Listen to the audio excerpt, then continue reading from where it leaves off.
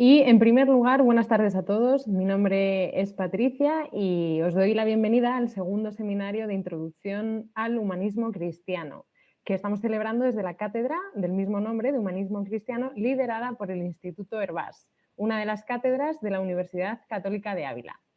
Hoy, coincidiendo con el miércoles de ceniza, iniciamos este ciclo de conferencias que tendrán lugar todos los miércoles del mes de marzo, desde las 7 de la tarde hasta las 8:15 aproximadamente, dependiendo del coloquio, el turno de preguntas, etc.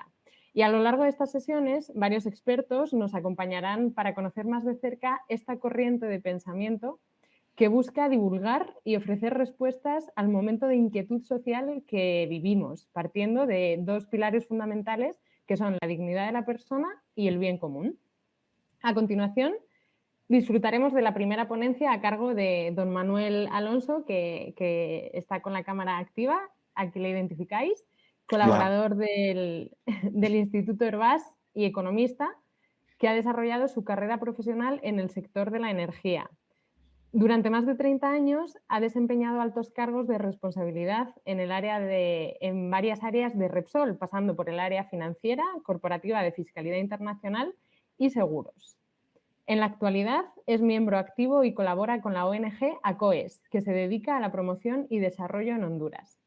Os recuerdo, como ya habéis visto en el mensaje por el chat, que al final daremos respuesta a todas las preguntas que hayan ido surgiendo y también tendréis la opción de participar levantando la mano a través del botón que está en la parte inferior de vuestras pantallas.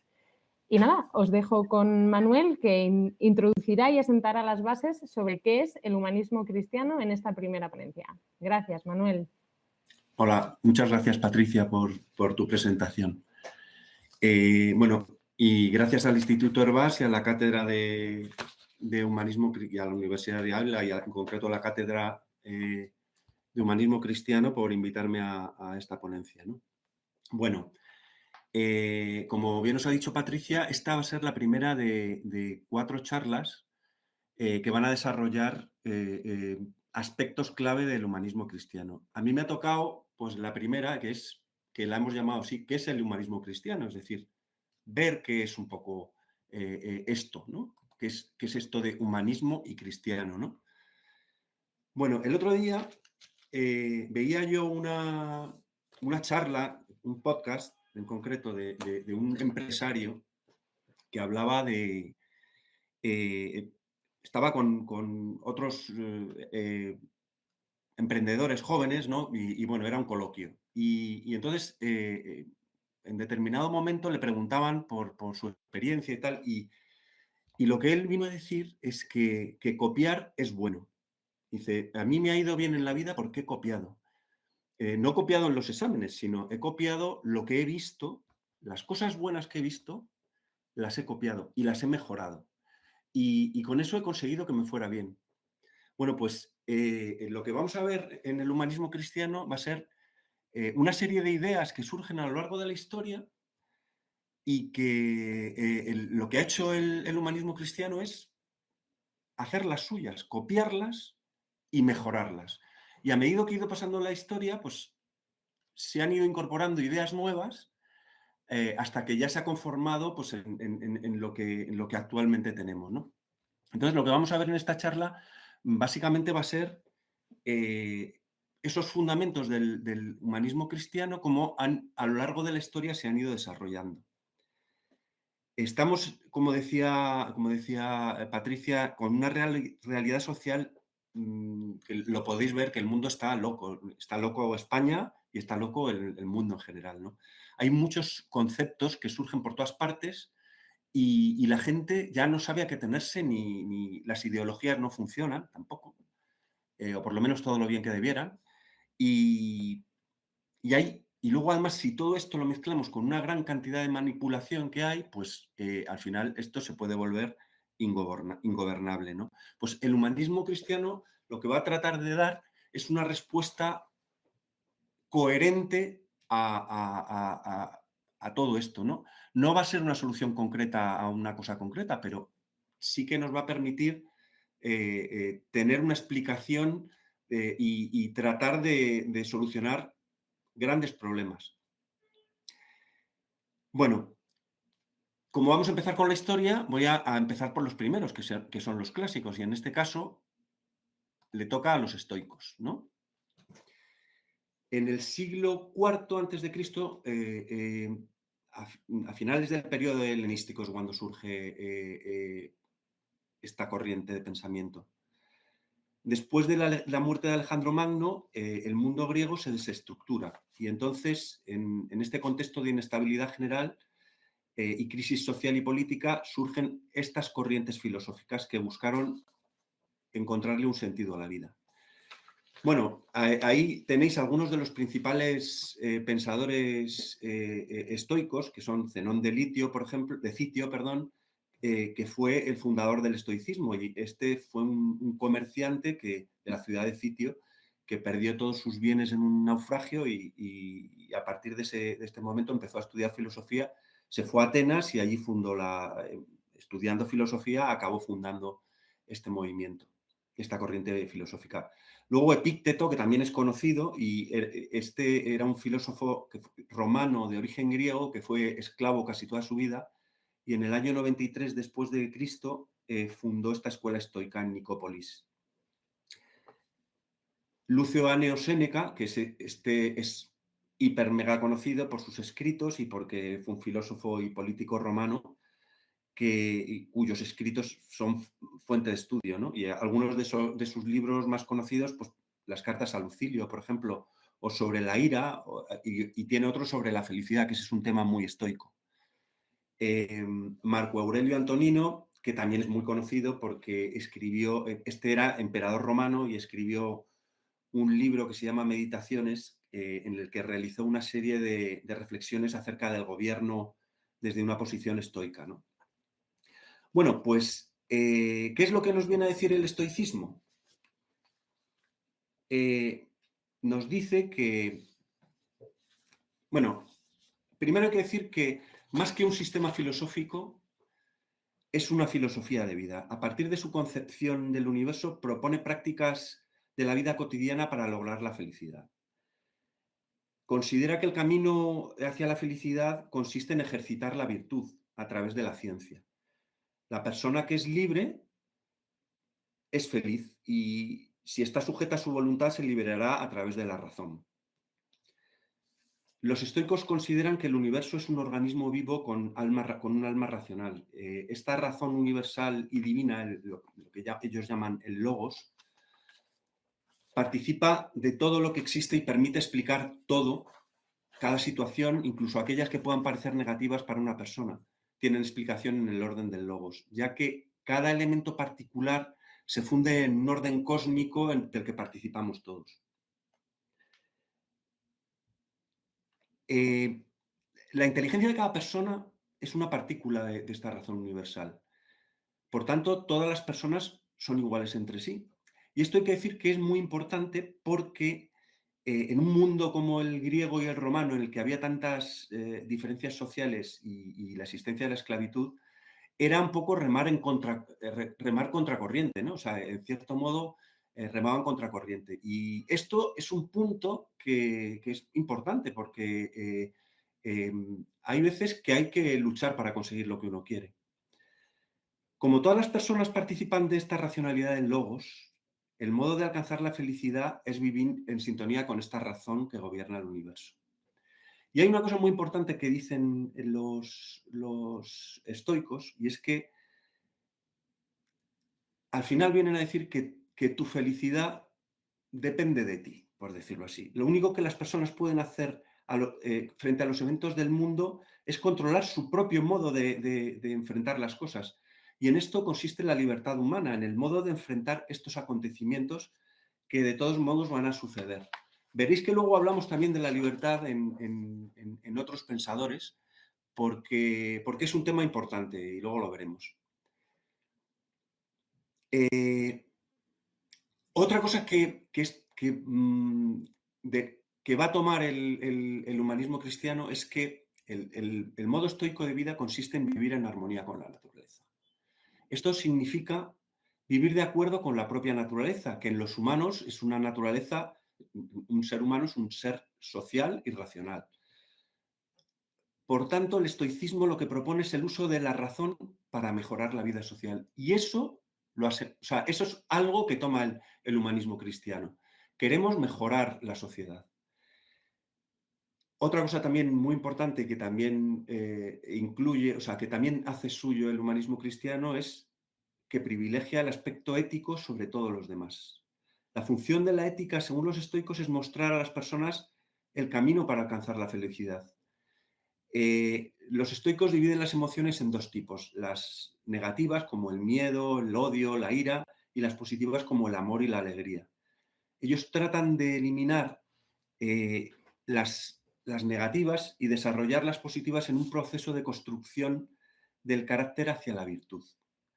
Así también buscan dominar las pasiones y los deseos y lograr un estado de imperturbabilidad que ellos llaman ataraxia, ¿no?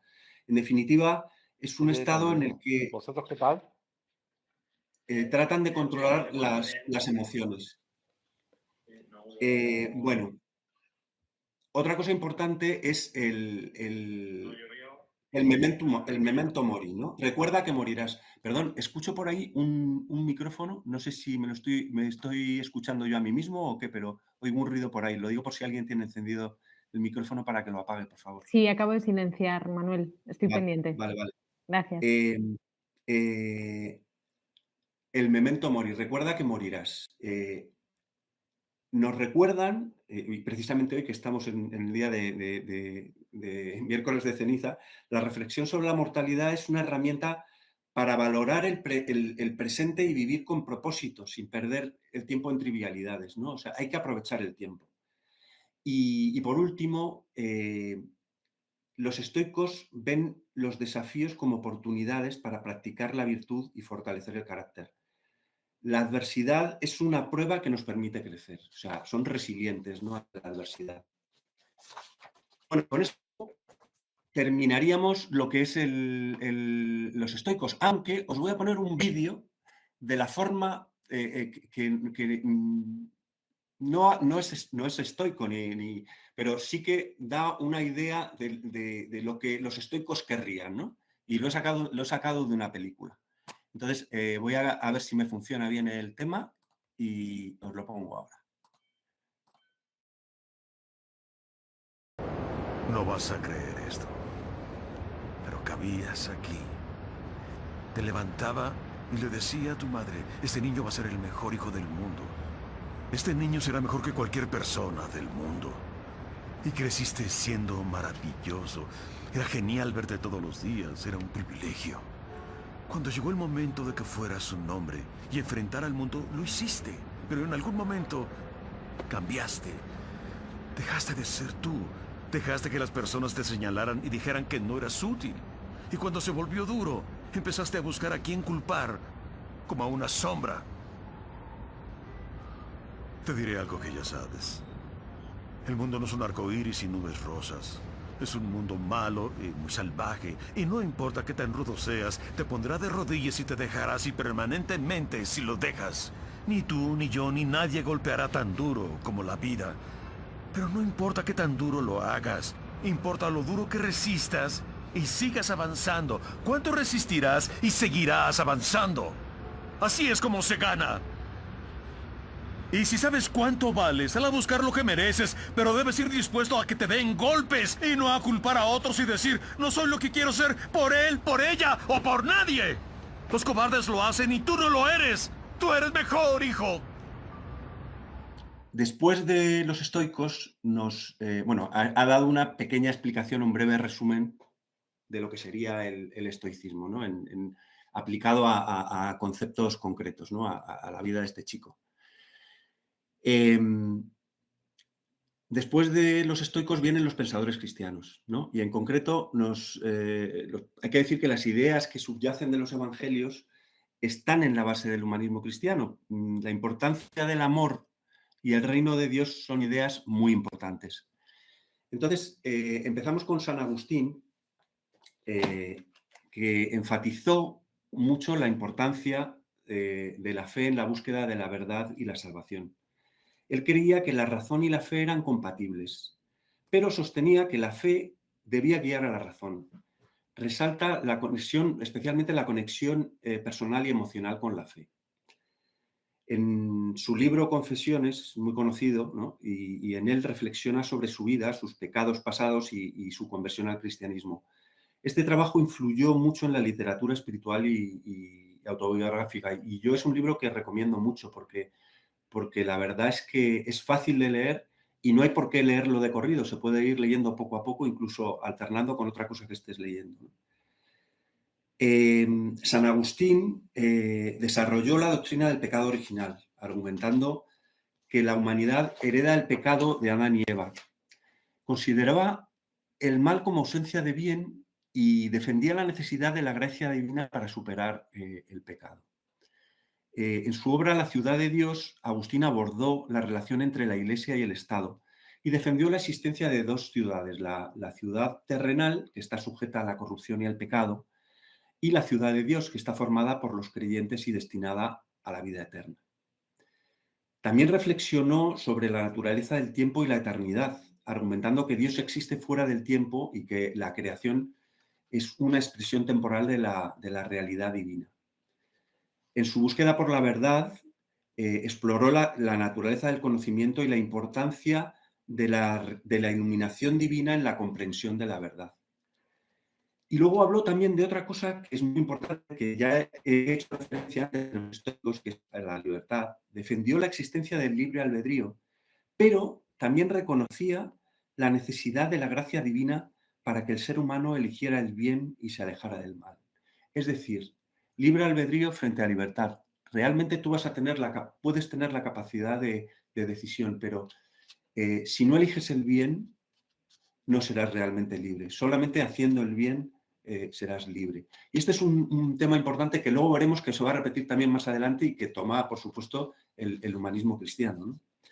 Y por último, el énfasis en el amor y la caridad. Enfatizó que el amor y la caridad como fundamentos de la vida cristiana, ¿no? Y destaca la compasión y el servicio hacia los demás como expresiones fundamentales de la fe. Bueno, después de San Agustín voy a hablar sobre Santo Tomás, que es otro de los padres de la Iglesia. Y Santo Tomás tiene mucha importancia, como veréis, porque en los siguientes escuelas o movimientos o como lo queráis llamar, que siguen, va a tener una influencia muy importante. Lo primero, Santo Tomás buscó integrar la filosofía clásica, especialmente el pensamiento de Aristóteles, con la teología cristiana. Y su sistema filosófico teológico, conocido como tomismo, buscó armonizar la razón y la fe. Aunque defendió la autonomía de la razón, también afirmó que la fe y la revelación divina pueden proporcionar conocimientos que la razón por sí sola no puede alcanzar. Consideraba que la fe y la razón son complementarias.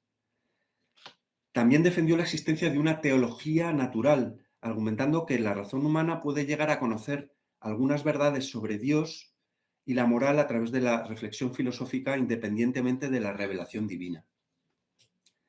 También propuso argumentos cosmológicos para demostrar la existencia de Dios, las famosas vías tomistas, ¿no? Basándose en la necesidad de una causa primera no causada que sea la explicación última de la existencia del universo. Y por último, desarrolló una ética basada en la ley natural, sosteniendo que hay principios éticos fundamentales arraigados en la naturaleza humana y que estos principios son accesibles a través de la razón. Desarrolló una ética basada en la virtud y en la razón. Este punto ya veremos que luego se va a repetir y que tiene mucha importancia. Bueno, pues una vez visto Santo Tomás, nos vamos al siguiente punto de la historia, paso de la historia, que es la Escuela de Salamanca. Esta es una escuela de teólogos y juristas que realizó la tarea de reconciliar la doctrina tomista con el nuevo orden social y económico. Como veis, influye Santo Tomás, por eso les decía que tiene influencia, ¿no?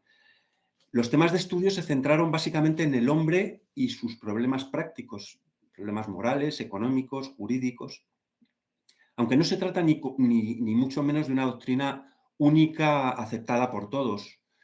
como lo prueban las agrias y polémicas o fuertes discusiones que tuvieron entre ellos, ¿no? Lo cual demuestra la vitalidad intelectual de esta escuela, ¿no?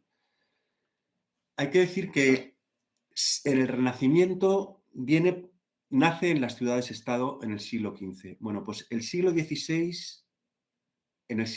España y Portugal investigaron el Nuevo Mundo y emergieron como centros de comercio y empresa. Intelectualmente, las universidades españolas engendraron una recuperación del gran proyecto escolástico, es lo que se vino a llamar el segundo escolasticismo. Esta corriente partía de las tradiciones grecorromana y cristiana para investigar y expandir todas las ciencias, incluyendo la economía sobre la base firme de la lógica y de la ley natural. Como la ley natural y la razón son ideas universales, el proyecto escolástico era una búsqueda de las leyes universales que gobiernan la manera que funciona el mundo. Y aunque la economía no se consideraba una ciencia independiente, estos investigadores se dirigían hacia el razonamiento económico como una forma de explicar el mundo que les rodeaba. Buscaban regularidades en el orden social y producían patrones católicos de justicia para actuar sobre él. Los integrantes de esta escuela, hicieron muchísimas cosas. Renovaron la teología, sentaron las bases del derecho de gentes moderno, del derecho internacional y de la ciencia económica moderna. Matemáticos de esta escuela, por encargo de Gregorio XIII, estudiaron la reforma del calendario, llegando a la solución que se implantó posteriormente como el conocido calendario gregoriano, ¿no? Y hay que decir que tiene muchos miembros, ¿no?, esta escuela. O sea, podría hablar de muchísima gente. Entonces, me voy a centrar en unos poquitos y voy a hablar, pues, básicamente de Francisco de Vitoria, para decir que fue el padre del derecho internacional moderno y fue el inspirador de esta escuela. Teorizó sobre la economía desde un punto de vista moral. En sus clases trataban los temas de mayor actualidad y a ellos asistían tanto estudiantes como profesores. Redefinió, aparte de ser el padre del derecho internacional moderno y el principal defensor de los derechos humanos de los indios, redefinió el concepto de derecho natural o doctrina justnaturalista. Concluyó que si todos los hombres comparten la misma naturaleza, también comparten los mismos derechos y libertades. Estas ideas justnaturalistas se llevaron a la práctica en América, donde se reconocieron todos los derechos de los indígenas, como por ejemplo el derecho a la propiedad de sus tierras o la propiedad de la prohibición del uso de la fuerza como medio para convertirlos al cristianismo, ¿no? La justicia era entendida como una ley natural para el individuo que vive en sociedad. Luego hay que decir que esta escuela, como ya hemos dicho, tuvo mucha importancia en el tema económico. Trataron mucho la economía. Tanto es así que Joseph Schumpeter en 1954 reconoció en su Historia del análisis económico el alto grado de conocimiento en la ciencia económica que alcanzó la Escuela de Salamanca. Y algunos de estos pensadores o de estos profesores que hablaron de economía fueron, por ejemplo, Tomás de Mercado, que reflexionó sobre el fundamento de los intereses y condenó la usura y los monopolios. Martín de Azpilicueta fue el pionero del análisis que producía en la economía española la llegada de los metales preciosos americanos, que la conclusión es que producían inflación, o sea, incrementaban los precios, ¿no? Y también profundizó en la teoría cuantitativa del dinero. Es más, en algún sitio he llegado a ver que se decía que la primera vez que aparece esta teoría es con Martín de Azpilicueta. No sé si será verdad o no, pero leerlo lo he leído. Y luego, por último, Luis de Molina afirmaba que la propiedad privada tenía efectos prácticos positivos, ya que los bienes eran mejor administrados que cuando eran de un solo dueño que cuando eran de propiedad comunal. Bueno, me voy a detener ahora en una idea que es el derecho natural, sobre la que hablan los de la Escuela de Salamanca. Y es que el derecho natural se refiere a los principios universales y trascendentales que se consideran inherentes al ser humano y a la naturaleza. Según el derecho natural, algunas normas jurídicas no dependen del Estado o de cualquier otra autoridad humana, sino que son anteriores y superiores a ella. En la sociedad actual se ha instalado el pensamiento de que no existen unas normas morales que deberían regir siempre y que son inmutables, en el sentido de que no varían en función de la forma de pensar de cada uno o de sus propias circunstancias, ¿no? Pues hay que decir que la no consideración del derecho natural nos lleva al relativismo moral. Y voy a poner un ejemplo extremo, ¿no? Matar está mal, pero lo que está empezando a ocurrir es que al final parece que la moral tiene que estar sujeta a los vaivenes de lo que pensamos la gente, ¿no? Y al final, si todo el mundo piensa que matar está bien, pues al final la ley moral cambiaría y a partir de ahí estaría bien, ¿no? Y eso nos lleva a, bueno, estoy efectivamente hablando poniéndome en un extremo, ¿no? Pero eso sería tremebundo, ¿no? El bien siempre va a ser bien y el mal siempre va a ser mal. Por eso es muy importante saber discernir lo que está bien de lo que está mal. Y para eso es importante tener una conciencia rectamente formada, ¿no? Los defensores del derecho natural creen que hay ciertos derechos humanos fundamentales que deben ser protegidos por encima de cualquier ley natural. Por ejemplo, el derecho a la vida, la libertad, la propiedad, la igualdad y la justicia son algunos de los derechos que se consideran inherentes al ser humano y a la naturaleza y que deben de ser respetados en cualquier sistema jurídico. Por otro lado está el derecho positivo, ¿no? que es el conjunto de leyes y normas que aprueban los estados, ¿no? Para tratar de responder a las necesidades y a las circunstancias específicas de cada sociedad, ¿no? El problema es cuando esa ley positiva entra en conflicto con el derecho natural. Si está considerando como bien algo que no lo es, pues se acaba convirtiendo en una ley injusta, ¿no? Os voy a poner ahora un vídeo sobre este tema de discernir sobre el bien y sobre el mal, para que, bueno, para dejarlo ahí como poso, ¿no?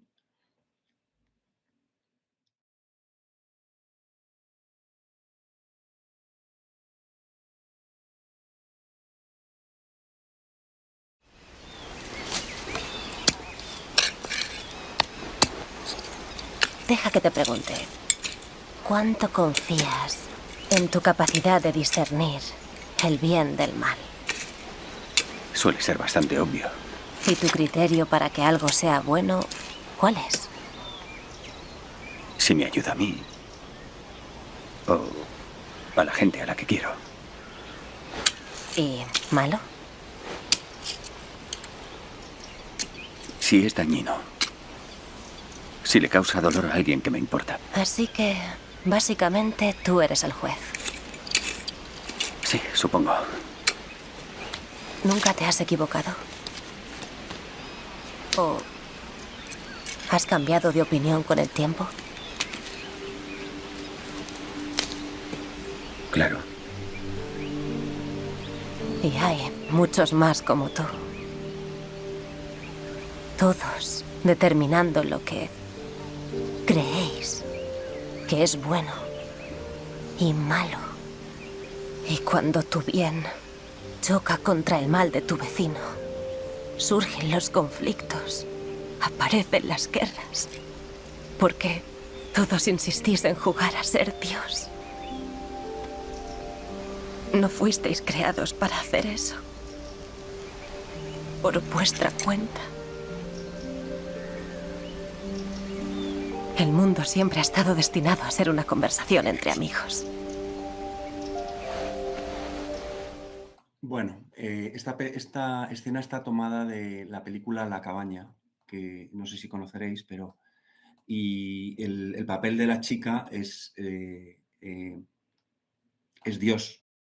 Una vez visto este tema del derecho natural, nos vamos a la doctrina social de la Iglesia.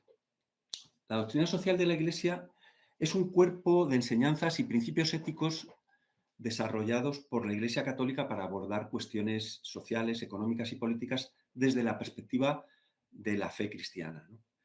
Estas enseñanzas buscan proporcionar una orientación moral y ética en la vida social y económica, ofreciendo principios que promuevan la justicia, la solidaridad y la dignidad, ¿no?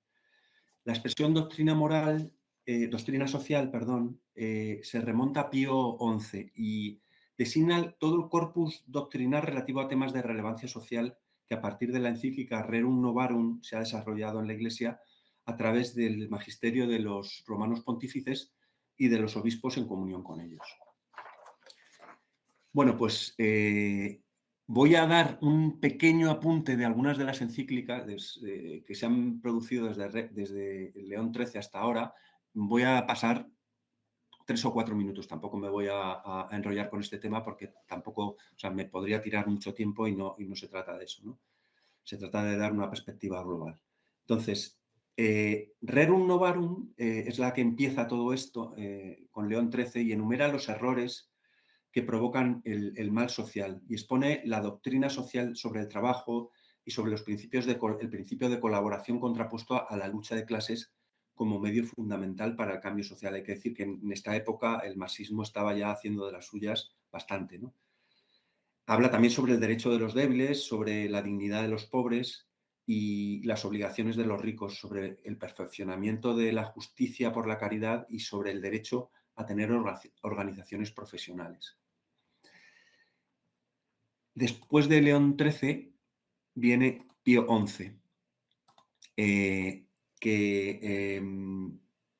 escribe 40º Anno para conmemorar los 40 años de Rerum Novarum, ¿no? Dejó hacer oír su voz contra los regímenes totalitarios que se afianzaron en Europa durante su pontificado, ¿no? Es lo que le tocó vivir a él, ¿no? Luego, Juan XXIII, que tiene 2 encíclicas, Mater Magistra y Pacem in Terris, que en Mater Magistra la Iglesia está llamada a colaborar con todos los hombres en la verdad, en la justicia y en el amor para construir una auténtica comunión. Y en Pacem in Terris pone de relieve el tema de la paz en una época de proliferación nuclear, porque a él le tocó vivir esa época justamente, ¿no? Y justamente con Juan XXIII empieza el Concilio Vaticano II, que lo termina Pablo VI, ¿no? Y entonces con Pablo VI es cuando se publica la Constitución Pastoral Gaudium et Spes del Concilio Vaticano II, que ahí sí que tiene bastante contenido social, ¿no? Estudia temas de la cultura, la vida económico-social, el matrimonio, la familia, la paz, la comunidad política, la comunidad de los pueblos a la luz de la visión antropológica cristiana, ¿no? Y posteriormente habla en Populorum Progressio, Pablo VI hace una ampliación o sea, es una ampliación realmente de la vida económico-social que ya había expresado Gaudium et Spes, ¿no? Y en Octogésima Adveniens retoma el tema de Rerum Novarum y reflexiona sobre la sociedad postindustrial con todos sus complejos problemas. Y ahí pone de relieve ya un tema que era importante, la insuficiencia de las ideologías para responder a todos estos desafíos, a todos estos problemas. Al final, los problemas no se solucionan con ideologías, se solucionan tratando de tener voluntad de arreglarlos, ¿no? Y habla pues, de la urbanización, la condición juvenil, la situación de la mujer, la desocupación, o sea, el paro, las discriminaciones, la migración, el influjo de los medios de comunicación o incluso el medio ambiente, ¿no? Bueno, pues después de Pablo VI viene las encíclicas de Juan Pablo II, que en Labores Exercens trata el tema, se la dedica al trabajo como bien fundamental de la persona, ¿no? Y ahí, en esta encíclica, delinea una espiritualidad y una ética del trabajo en el contexto de una profunda reflexión teológica y filosófica. Luego, posteriormente, en Solicitud de Reis Sociales, que se realiza para conmemorar los 20 años de Populorum Progressio, trata el tema del desarrollo también, ¿no? Y por último, en Centésimos Años, que es el centenario de Rerum Novarum, muestra la continuidad doctrinal de 100 años de magisterio de la Iglesia, ¿no? retomando uno de los principios básicos de la concepción cristiana de la organización social y política, que había sido el tema central de la encíclica precedente. El Papa habla de solidaridad. Otros papas ya hablaron de solidaridad realmente. León XIII habla de amistad y Pío XI habla de caridad social, pero ya hablaron también de este tema. No es exclusivo solo de Juan Pablo II, ¿no? Bueno, pues hay que decir que luego, después de Juan Pablo II, viene Benedicto XVI, que tiene 3 encíclicas, Deus Caritas Spes Salvi y Caritas in Veritate, que de las 3, la que tiene más contenido social es la última, Caritas in Veritate, que en la que destaca la caridad como vía maestra de la doctrina social de la Iglesia. Y toca temas tan variados como la pobreza, las desigualdades, la paz, la guerra, la crisis económica, las fuentes de energía y la globalización, que ya es un tema importante. Por último, Francisco tiene 2 encíclicas, Laudato Si, que es una llamada de atención mundial para ayudar a la humanidad a comprender la destrucción que el hombre está causando en el medio ambiente, y luego Fratelli Tutti, que trata sobre la fraternidad y la amistad social. Esta encíclica está inspirada en San Francisco de Asís. Bueno, la verdad es que he puesto la doctrina social de la Iglesia aquí, pero la podía haber puesto al final, porque hay que decir que ahora vamos a hablar también sobre los personalistas, sobre el personalismo, en concreto los personalistas franceses, pero hay que decir que todos influyen mutuamente, porque por ejemplo, Jacques Maritain ha influido mucho en varios papas, en concreto en Juan XXIII y en Juan Pablo II, que fue personalista, fue un filósofo y personalista también. Bueno, el personalismo es una filosofía que nace en Europa en la primera mitad del siglo XX y se caracteriza por colocar a la persona en el centro de su reflexión y de su estructura conceptual. Se consolida en Francia en los años 30 y posteriormente se extiende a toda Europa. Aquí vamos a hablar básicamente de 2, hay más personalistas, pero vamos a hablar fundamentalmente de 2, de Jacques Maritain y de Manuel Munier, ¿no? Jacques Maritain está casado con Raisa Maritain, proviene de una familia protestante y republicana, y ella es de familia judía. Conocen a Leon Bloy, que es un escritor cristiano, y se produce un cambio en ellos de forma que se convierten, ¿no?, al catolicismo. Como consecuencia de su conversión, Jacques Maritain comienza a estudiar la Suma Teológica y descubre el tomismo. Otra vez estamos con el tomismo, o sea, ha influido mucho Santo Tomás. Y lo ve como un rayo de luz, esa conciliación entre fe y razón, ¿no? Maritain plantea el humanismo integral. No es la persona la que está al servicio de la sociedad, sino al revés. Ahora bien, la persona no es una entidad egoísta que actúa solo en su propio beneficio, como proponía el individualismo, sabiendo que es un ser social y que por tanto se debe a la comunidad. Tiene una visión integral de la persona, que está compuesta por alma y cuerpo, ¿no? La persona es el centro de su filosofía. Maritain defiende la dignidad intrínseca de cada individuo basada en su naturaleza racional y su destino trascendente. El humanismo integral promueve una sociedad orientada al bien común, que no es simplemente la suma de los intereses individuales, sino un bien que beneficia a todos y que incluye dimensiones materiales, culturales y espirituales. Por otra parte, Manuel Munier, de origen humilde, origen humilde y cristiano también, y le influye mucho el pensamiento de Maritain. Hay que decir que las palabras que definen el pensamiento de Munier es personalismo comunitario. La primacía fundamental es de la persona, pero además es una realidad espiritual y en relación con otros. Munier critica mucho el liberalismo que está fundado en el individualismo frente al personalismo comunitario. Bueno, básicamente las ideas del personalismo, resumiendo, el personalismo sostiene que la persona humana es el valor supremo y debe ser el centro de cualquier sistema ético, político y social. Se opone a visiones que reducen a las personas a meros objetos o números. Los personalistas destacan la dignidad intrínseca de cada persona y defienden la importancia de la libertad individual. Se preocupa por la protección de los derechos humanos y la promoción de las condiciones que permitan a cada persona poder desarrollar su potencial. También, aunque destaca la importancia de la persona individual, no descarta la relevancia de la comunidad. Busca la construcción de sociedades justas y solidarias donde las relaciones entre las personas se basen en el respeto mutuo y en la colaboración. Los personalistas franceses a menudo han abogado por un compromiso activo en la sociedad y la política para promover la justicia social y los valores éticos. Buscan influir en las estructuras sociales para que se respeten y promuevan la dignidad de la persona, ¿no? Y aunque hacen énfasis en la libertad individual, critican el individualismo excesivo que ignora las responsabilidades y obligaciones de los demás.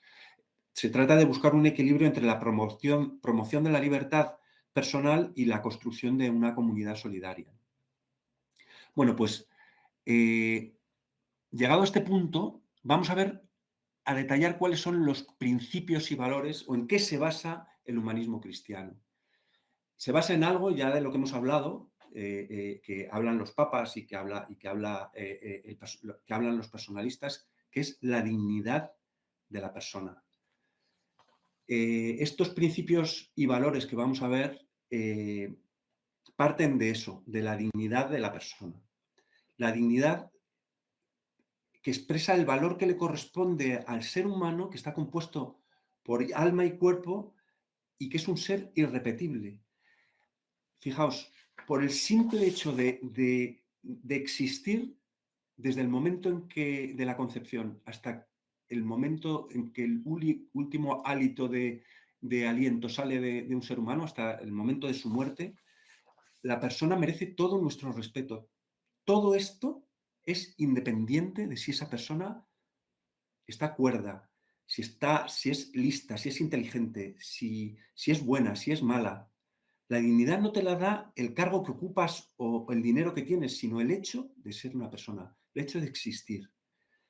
De la dignidad intrínseca de la persona brotan los derechos humanos, la igualdad fundamental de todos los hombres y la hermandad entre todos los hombres y los pueblos. Y esta dignidad está sufriendo en nuestra sociedad actual y como muestra un botón, os voy a poner un vídeo para que os permita también reflexionar a vosotros sobre si esta dignidad en nuestro mundo actual se está respetando o no se está respetando.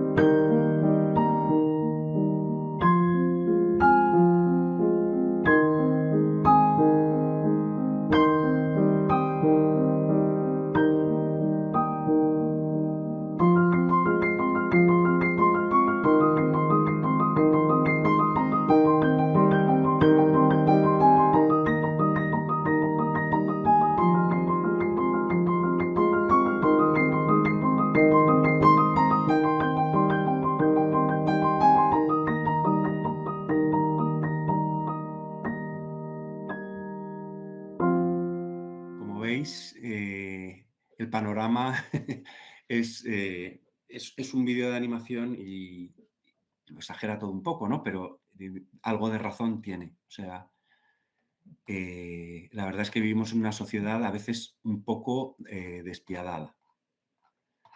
Bueno, pues volvemos a la presentación en relación o sea, con lo que estábamos hablando de los principios y valores que parten de la dignidad de la persona, ¿no?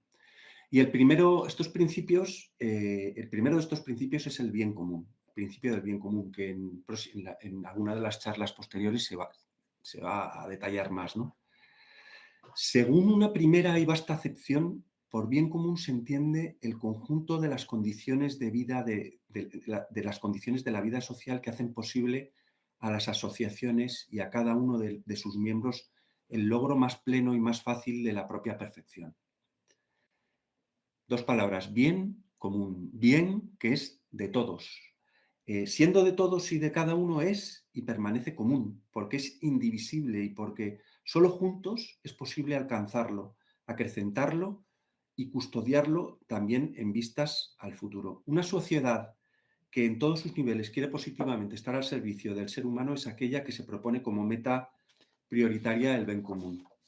Hay que decir que en las sociedades, en la sociedad actual vemos que muchas veces no prima el bien común, sino el interés particular. ¿Y por qué? Pues porque no es rentable a veces o porque no le sale rentable a quienes lo tienen que aplicar, ¿no? O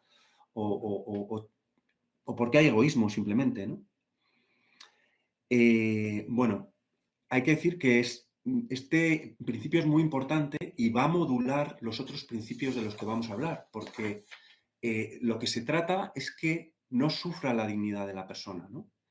Y, por ejemplo, el segundo de los principios, que es el destino universal de los bienes, lo que viene a decir es que todos los bienes están destinados a todos los hombres. Se reconoce la importancia de la propiedad privada, pero no es un derecho absoluto. Siempre va a primar el bien común. Como veis, está primando el bien común. ¿Por qué? Porque si no fuera así, la dignidad de la persona estaría sufriendo. De ahí deriva, por ejemplo, el deber por parte de los propietarios de no tener inoperantes o improductivos los bienes poseídos y destinarlos a la actividad productiva, confiándolos incluso a quien tiene el derecho y la capacidad de hacerlos producir. ¿Por qué? Porque imaginaos una persona que tiene bienes que no está usando, que van a acabar obsoletos y muertos de risa, que no van a poder valer para nada, y mientras hay gente que está pasando hambre y que podría necesitar esos bienes para producir y para ganarse la vida, ¿no? Pues eso no sería justo.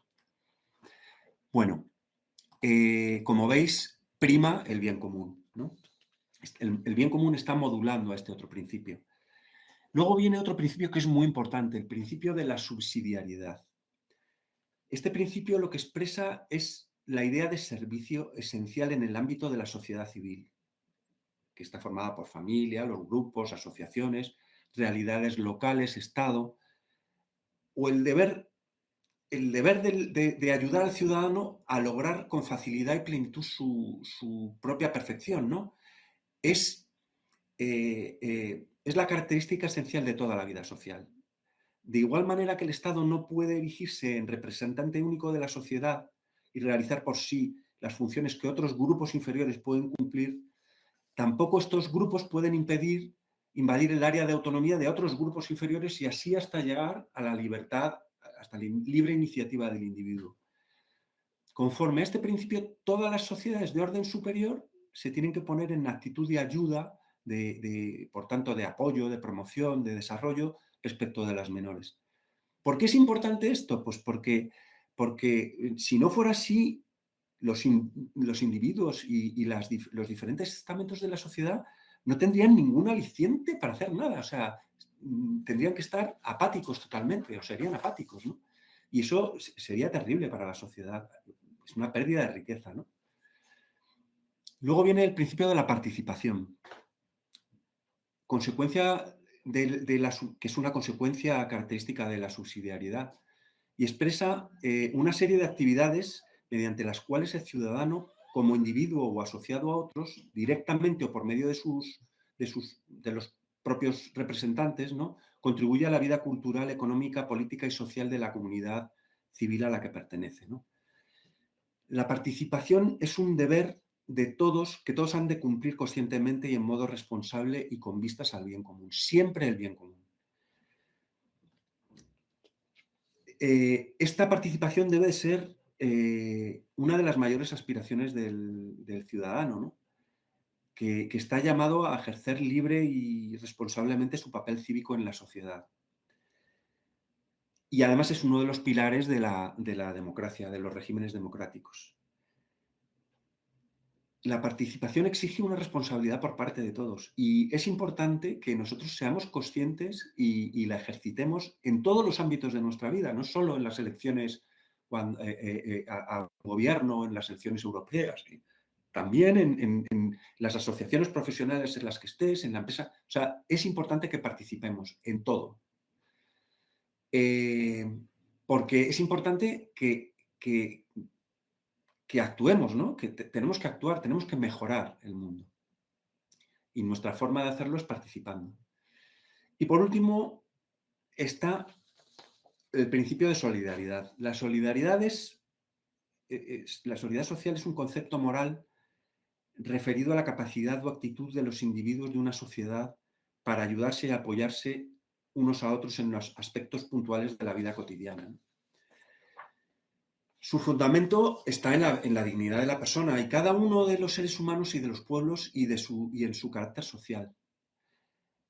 Hay que decir que existen vínculos estrechos entre solidaridad y bien común, solidaridad y destino universal de los bienes. O sea, si tú tienes un bien que está inoperante, pues eres solidario y tratas de cederlo a alguien que lo pueda usar mejor, ¿no? Entre solidaridad y igualdad en los hombres y los pueblos y entre solidaridad y paz en el mundo, que eso estamos bastante necesitados actualmente, ¿no? Bueno, pues aparte de estos principios se concretan en una serie de valores que emanan directamente de la estructura individual y social de la persona. Estos valores son la verdad, la libertad, la justicia y la caridad. Bueno, en relación con el primero de estos valores que es importante que se hagan presentes en nuestra sociedad, ¿no? Vamos a empezar con la verdad. Y para este valor vamos a ver un vídeo que está sacado de la serie Chernobyl y que es el discurso que hace el profesor Legasov en el juicio de Chernobyl, ¿no? Ninguno de los presentes sabía que el botón de apagado podía servir como detonador.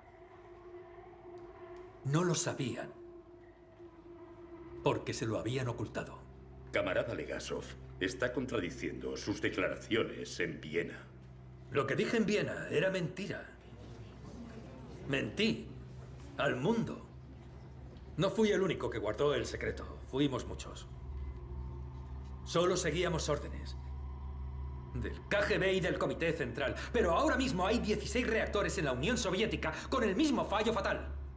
3 de ellos siguen en marcha a menos de 20 kilómetros de aquí, en Chernóbil. Profesor Legasov, si intenta sugerir que el Estado soviético es responsable de lo que pasó, le advierto que está entrando en terreno peligroso. Ya he estado en terreno peligroso. Todos lo estamos ahora. Por nuestros secretos y mentiras. Y eso es lo que nos define. Cuando la verdad ofende, nosotros mentimos y mentimos hasta que olvidamos que la verdad sigue ahí. Y aún así, sigue ahí. Cada mentira que decimos supone una deuda a la verdad. Tarde o temprano, esa deuda se paga. Así es como explota el núcleo de un reactor RBMK. Con mentiras.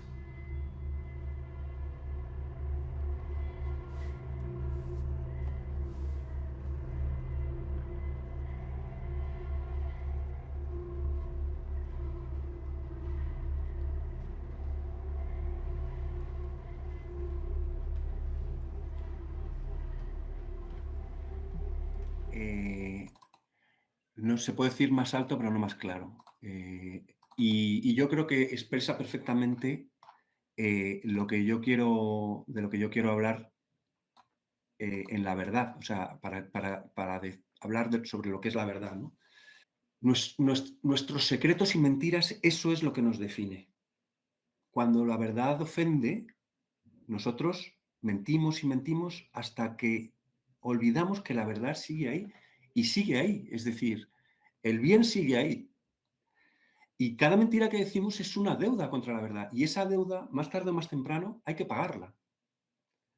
Y así es como se producen los males del mundo. Así es como nos va, con mentiras, ¿no?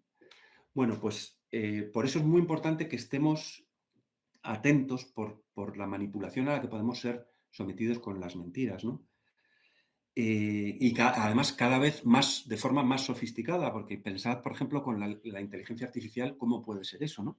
Puede ser tremendo. Bueno, el siguiente valor es la libertad. La verdadera libertad humana es un reflejo de la dignidad de la persona, criatura que está hecha a imagen y semejanza de Dios y cuya práctica conlleva la ruptura de todo tipo de atadura externa y también interna que pueda contradecir esa dignidad inalienable, ¿no?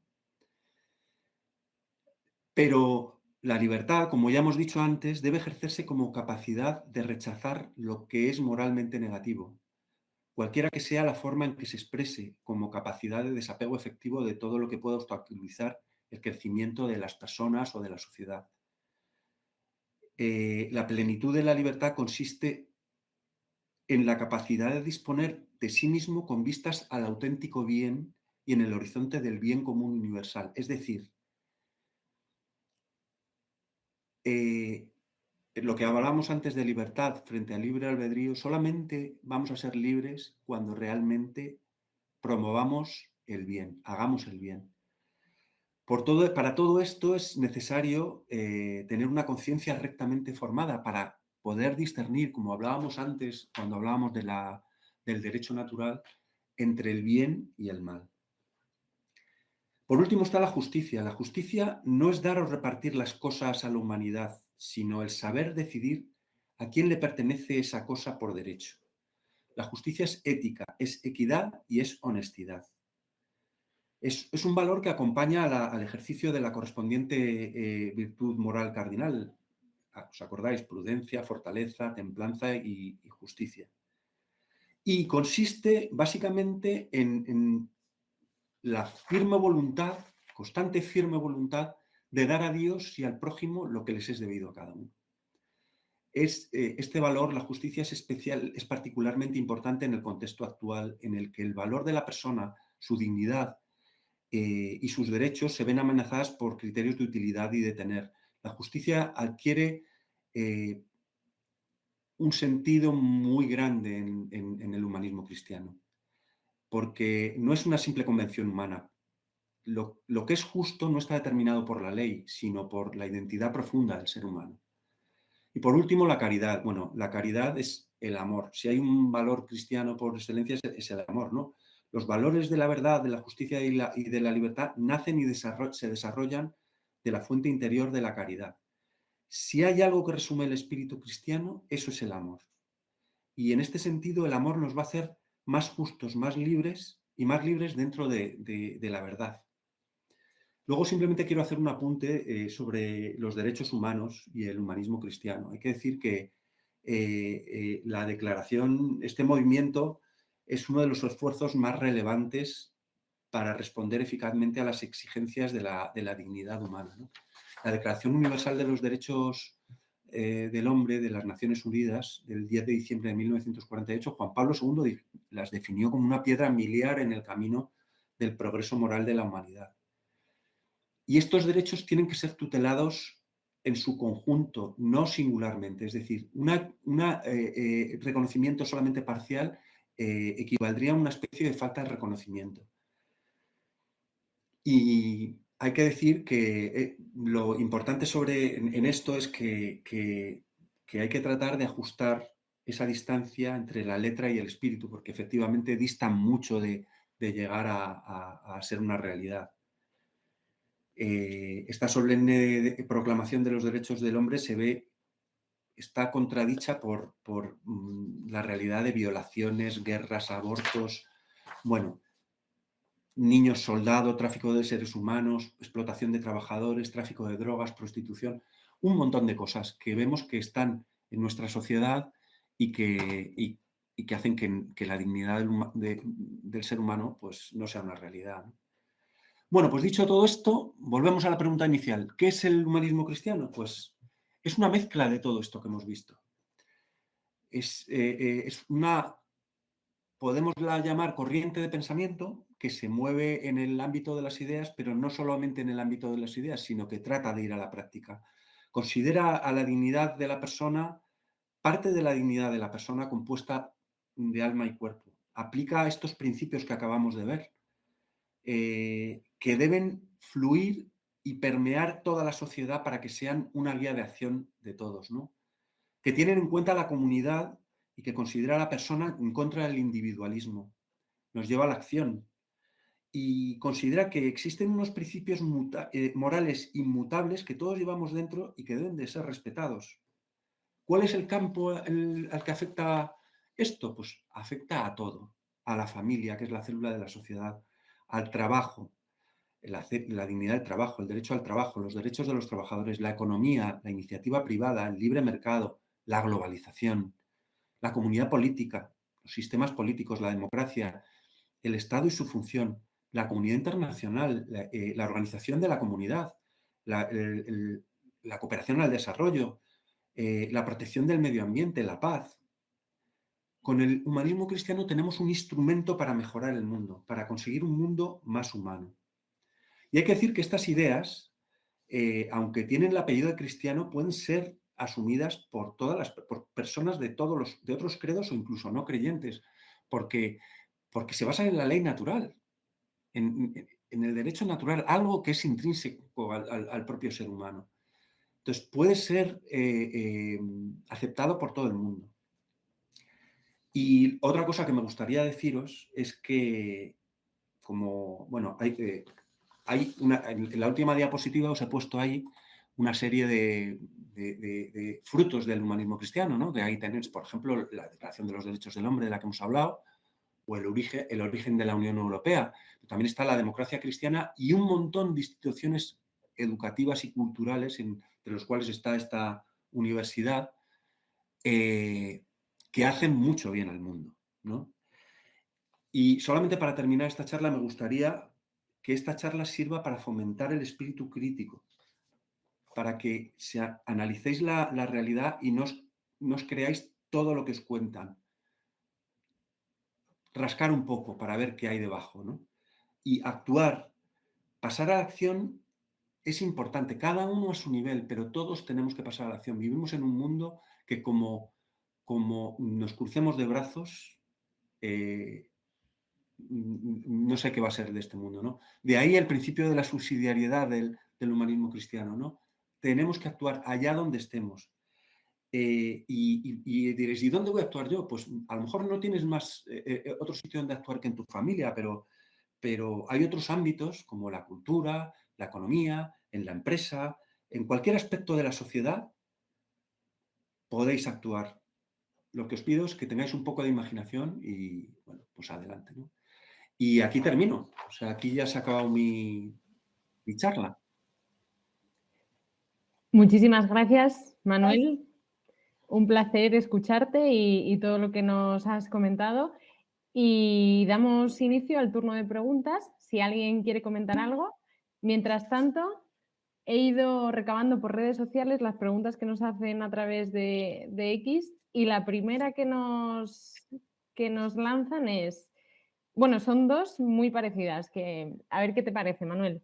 Y nos dicen, sí. ¿Es la sociedad de hoy permeable a todas estas enseñanzas? Que en realidad iría muy ligada con, ¿no son todos estos conceptos difíciles de trasladar a la sociedad?